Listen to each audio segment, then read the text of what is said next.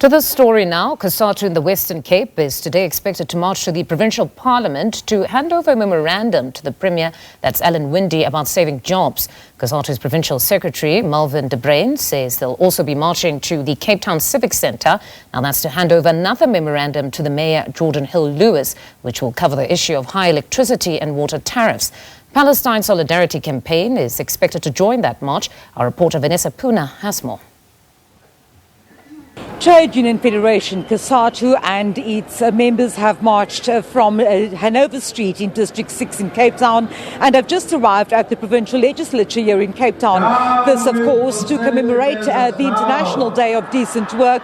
What the union is calling for is an end to retrenchments as well as for decent work opportunities. Now, we understand from COSATU's Provincial Secretary here in the Western Cape, Malvern de Bruyn, that a memorandum will be handed over to a representative of Premier Alan Winde, and what they're calling for is a moratorium on retrenchments, as well as they're calling for public support for real jobs. And what they're saying is that not extended public works jobs, but decent work for all. Let me just step out of the shot for a second, and you'll see that right now the leadership of COSATU are at this moment addressing the crowds. What they are saying is that they are supporting marginalised and poor communities.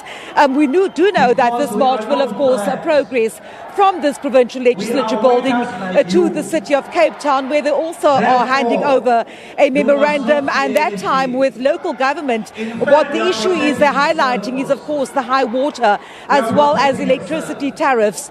We know and we see behind us that quite a number of activists, pro-Palestinian activists, are also a part of this march today, and what they're saying is, of course, they're calling for an end to the siege in Gaza, and what they're saying is that they want a ceasefire, and a ceasefire now. So, of course, it is a march against job losses and a call for decent work, but it's also a march to highlight what they call socio-economic conditions, and not just here in Cape Town, the Western Cape, South Africa, but also across the world.